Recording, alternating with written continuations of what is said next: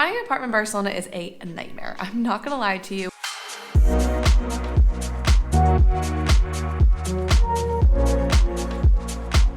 With more people moving here and competition increasing, it is becoming definitely harder to find an apartment in Barcelona. So I wanted to create this video to share some tips and some knowledge for where best to look, what areas to live in, the prices around you should be spending, things to watch out for, and what you need to know. Because as someone who's lived here for over a year and went through the apartment process for a couple months myself, I know exactly the struggles that you could be going through. So let's jump right in and start with number one. There is a key difference that you need to know in Barcelona about renting. It is not normal compared to where I'm from in the US in terms of the length of your rentals. So short-term rentals are gonna be anything 11 months or less. That is considered a short-term apartment rental. Now, long-term apartment rentals in Barcelona are 5 to 7 years. And that may sound crazy for you, but there really isn't any in between. And that's where a lot of people get stuck and confused. So I wanted to break this down for you. Obviously, like I said, short term, we understand you can rent any period between 1 and 11 months. The long term, 5 to 7 year leases. I personally have a 7-year lease right now, but there's something to note about that. That does not mean you always have to stay in that lease for the 5 to 7 years. So you can break those leases. Now there's something to look for in these agreements before you're signing them because some of them vary. For instance, my lease, I can break any time after 6 months of living in the apartment. I just need to give them a 2 months notice. And there is no fees and I do not have to pay anything to leave that lease after 6 months. Now, I do have a friend who has something completely different in her contract. She's a 5-year contract, and for every year that she leaves early and breaks that lease, she has to pay 1 month's rent. Meaning if she has 5 years, she stayed 2 years, she's leaving 3 years early, she owes 3 months rent.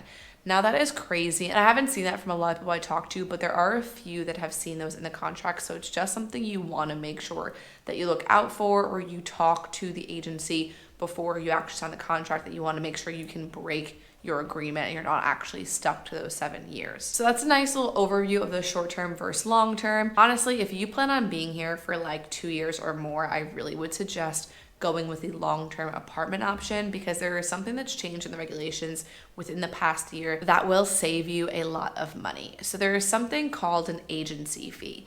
That is going to be required by law for you to pay if you have a short-term apartment rental.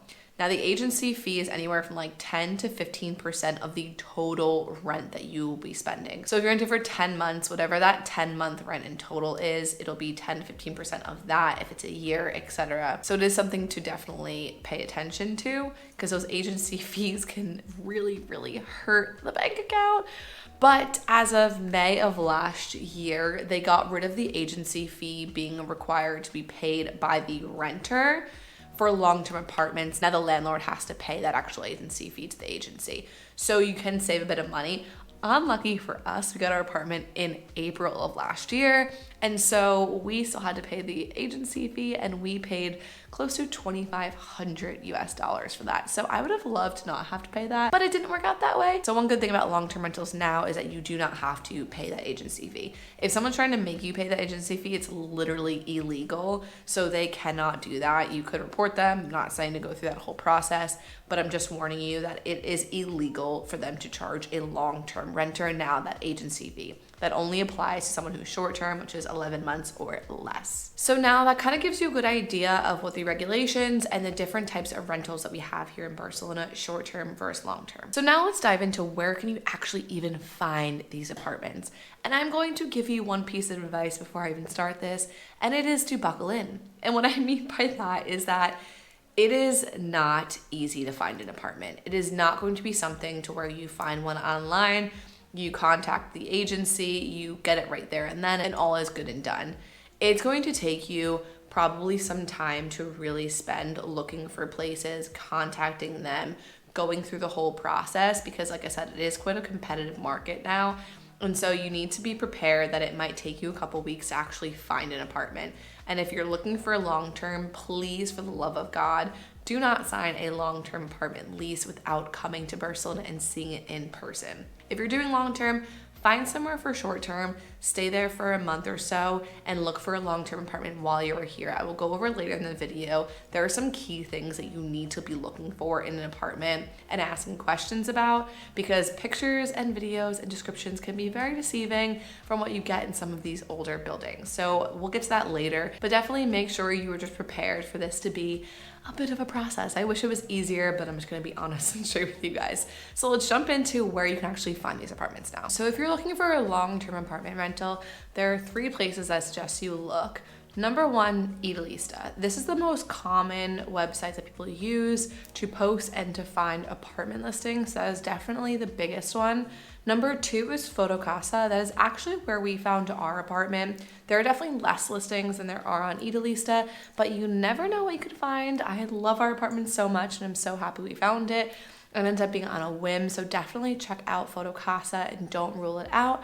And number 3, I would say to look on actual agency websites. There are big agencies in Barcelona like SH Barcelona, A Properties, and they have on their website all of their current listings listed. So sometimes what I would do is I'd go on the direct website of these agencies just to see what they had listed on their website in case it wasn't already on Idealista or Fotocasa, because you just never know where all these properties are always listed. So you just want to make sure you're covering all your bases on trying to find a property. So those are the 3 most common places I would say for long-term listings they're going to be wanting to look for apartments. Now for short-term apartments, there are definitely more options, but I would say one of the most popular ones, of course, again, Idealista. They do put your short-term rentals on there. You can also look for rooms. So if you're not just looking for an apartment, if you just want to rent a room from an apartment, you can also look on Idealista. One thing to note is that on Idealista, all these agencies that are listing apartments for short-term rental or rooms for short-term rental,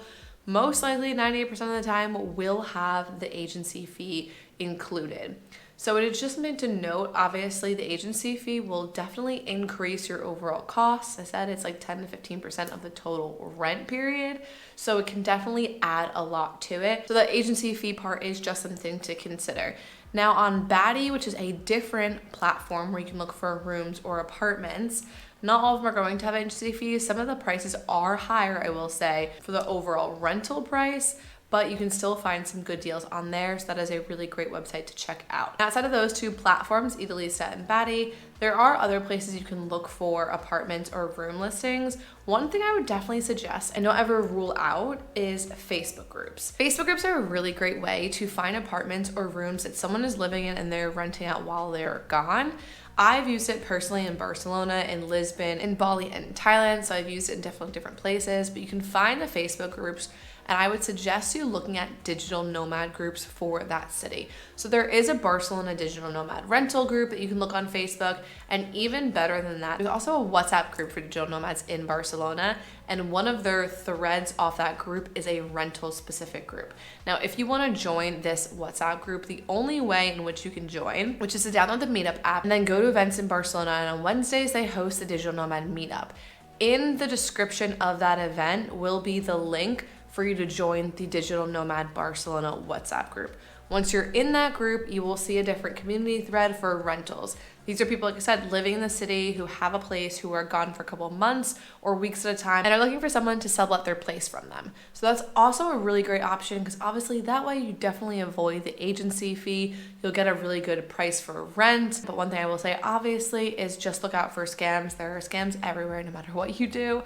But I would definitely say if you're going to be renting from someone online in any of the Facebook groups, make sure you FaceTime them, make sure you get a video walkthrough of the apartment, make sure you find out about them a little bit and ask for some sort of written up contract and a copy of their identification, just so you have it, just to be clear of anything and to make sure you are all secure. And lastly, if you're not looking to rent on one of the websites, go through the whole process, and you don't really want to go through the Facebook groups or the WhatsApp group, try and find someone who's renting a place, the last option I always tell people is co-living spaces. There are so many co-living spaces in Barcelona where you can rent a room and move right in, and the rooms are already equipped with desks, you have good Wi-Fi, and they have a common area, and usually they'll have a co-working area as well for you. And then on top of that, they have social events, so you can kind of just show up, join a group of people, enjoy Barcelona, and not have to worry about anything. So if you're looking for that realm, I definitely suggest you go to a co-living space for a couple weeks or a couple months, or even just 1 month for your first time in Barcelona, and then you could find your next place after that. So those are definitely the best ways to find apartments long-term versus short-term. And now I want to share a few tips with you guys that are generalized for both long-term or short-term apartment rental search. And number one, that is going to be when you find a listing online on Idealista or Fotocasa, you need to make sure you are actually giving them a phone call to set up an appointment to visit. A lot of the times on these websites, they'll allow you to send an email or a message through the website to the agency. And I'll tell you, at 9 times out of 10, you will not get a response. And so because of the amount of message requests they get, the best way for you to actually be able to set yourself up for a chance of really having this apartment or room is to physically call them and set up an appointment as soon as you see the listing. A lot of these listing appointments will go quite fast, and sometimes I would call and I'd be like, hi, schedule a time to go see the appointment, and like, we're already booked for the next 2 days. So make sure you were jumping on it and checking the website periodically throughout the day, because new listings are added completely throughout the day, every single day. So I was actually checking like every half an hour to every hour for new listings just to keep on top of everything. And going off trying to secure your apartments, and I said about making the phone calls to have appointments to see the apartment. If you are staying here for longer than 2 to 3 months, please make sure you are seeing apartments in person. If you are moving here for long term, please, for the love of God, do not book a long-term apartment and sign a contract online without seeing it first. Come to Barcelona for a month, get a place, and look in person. There are so many aspects of the apartment search that you really need to do in person to make sure you are really going to love the place. One's gonna be the location. What neighborhood is it in? Where in the neighborhood is located? Is it on a busy street? Is it around bars? Is it noisy at night? Is there a school next door? All those questions you need to figure out on the actual location basis. And then once you're in the apartment, you need to make sure there's some natural light so you don't feel like you're in a cave. Some of these apartments that have small streets in between don't get a lot of natural light. And I've seen people who have bedrooms with literally zero natural light. Like, they have a window, and the window opens to the interior shaft where everyone hangs their laundry in the Barcelona apartments, and they get like no daylight. And there are some apartments where bedrooms don't even have a window. So you definitely want to make sure that you are seeing it in person, because these photos and videos and descriptions can make it seem like something it is not, and you don't want to end up renting an apartment for a year that you end up hating. So definitely check out your natural lighting, check out the actual sizes of the rooms, because like I said, these photographers know exactly where to stand and how to take a picture to make a room look way bigger than it actually is. So it's important to just realize that. And then also, we're in Barcelona. A lot of these buildings are old, so it's important to know the age of the building and the apartment itself and the appliances, just so you're fully aware of what you're getting yourself into when renting the apartment. And then last but not least, also your heat and AC. It is extremely hot here in the summer. You're in city heat. It is humid. It is sticky. If you don't have AC, it might be something you want to really, really think about, and you want to make sure your heat works and all that stuff. So these are things that you'd want to see actually in the apartment and the area and location. So it truly is best to go in person, unless you're only renting for like a month or two and you don't mind and you think it's all good, then absolutely go for it. But really, longer than 3 months or long term, you're gonna want to see it in person. Trust me on this one. There are so many apartments that I saw pictures of which were beautiful, and then I got there and I was like, oh, that is not the same apartment I thought it'd be. So don't let that be your mistake. So now let's talk about price, because this obviously varies greatly, but I want to give you a general idea of what the prices are in Barcelona or what to expect. If you're renting a room, I would say you're probably going to be anywhere from 700 euros to 1500 euros a month. And this obviously depends on the size of the apartment, the location, the bedroom size, style of the apartment, how modern it is, the amenities, all that kind of thing. So that will vary greatly, but that is a generalized amount that you should be prepared for if you're renting a room in Barcelona. Now, if you're renting a whole apartment, this is a bit hard to quantify, but I would say if you're renting like a 1 to 2 bedroom apartment, the minimum starting point you're probably gonna be looking at for rent is about 1400 a month. Now, like I said, obviously this varies greatly. You can spend a lot more depending on how modern your apartment is, how modern the building is, what the apartment offers, the style, the location, the size, all of those things. But to give you a good idea, I would say for the most part in the areas you're gonna wanna live, it's going to be probably starting around $1,400 a month for like a 1 to 2 bedroom, maybe 3 bedroom depending on where you are. But that definitely gives you a good idea of kind of a starting point of $1,400. Obviously it will go up from there depending on the amount of bedrooms, bathrooms, all kind of thing. And of course you might be able to find some deals, but I generally would expect to pay at minimum around $1,400 a month. Now, with that said about the areas and where you're living, I did want to give some advice on where to live in Barcelona because this can make or break your experience here. And so for me, the neighborhoods that I really truly would recommend you living in Barcelona are either Gracia, which is a northern neighborhood in Barcelona. It's super cute, has lots of restaurants and bars, a bit more of a family vibe, but really cute little streets, super pretty. That is a really great area to live in Barcelona. Number 2 is Eixample. Now, Eixample is really big. So I try and stay east of the Hospital Clinic. And then if you're on the right side of Eixample on a map, I would say you'd want to be around Tetuan or the Girona metro stop area. Sagrada Familia is considered kind of a part of Eixample. And although there are a lot of apartments over there, but for us when we were looking at apartments in that Sagrada Familia area, there wasn't a lot of like restaurants and bars and things going on in that direct neighborhood that we would have been going out to or doing. And so if you go down a little bit farther into the area, I told you like Girona area or Tetuan, that area has a lot of really cute places and a lot of cute apartments. So those are definitely 2 great neighborhoods. And then we have Sant Antoni, which is where I live, and it's my absolute favorite neighborhood in Barcelona. Like I tell everyone to freaking move here, but it is definitely really close to the center. You're only about a 10-minute walk away, but you're not like in the heavy tourist section of it. I would say it's really not touristy at all here. It's more families and more locals, and it's a bit more chill. I never feel unsafe at night. I don't really worry about someone snatching my phone out of my hand when I'm walking the neighborhood. There's so many cute little restaurants and bars and some walking streets where there's not many cars. And so I think it has a really, really great atmosphere and vibe to offer. And like I said, I feel really safe living here.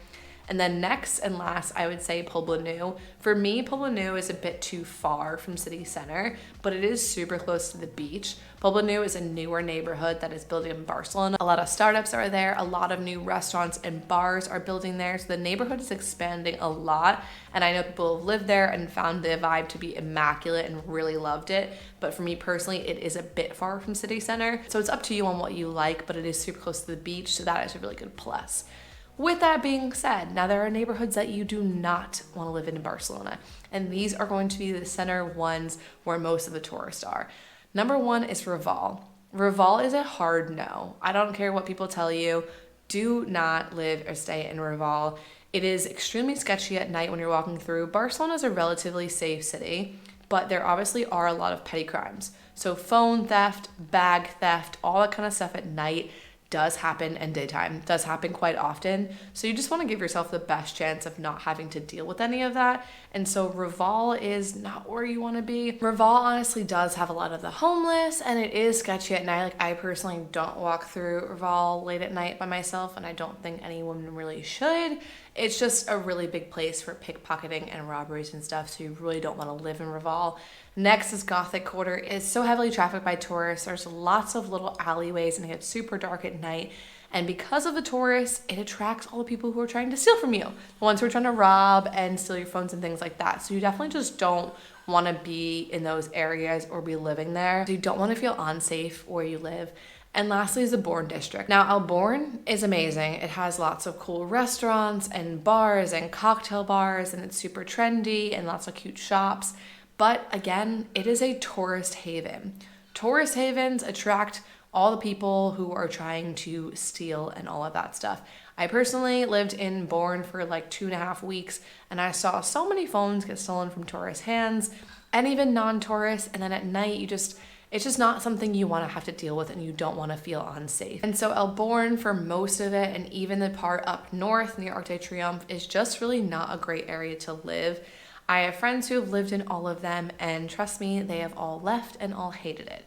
So you just want to give yourself the best chance of really loving Barcelona, of loving your neighborhood, and always feeling safe. So I would definitely recommend one of the neighborhoods I mentioned earlier. But I hope this video helps you guys. I know how crazy this apartment search experience can be when moving to a new city or coming here for a couple of months. So I hope you found this video helpful, and if you did, please subscribe to the channel and join this wonderful community. I can't wait to share more with you guys. Tips on moving to Barcelona, life in Barcelona, my favorite recommendations, life abroad, and all those those things. So definitely subscribe and join, and I'll catch you guys next video. See ya.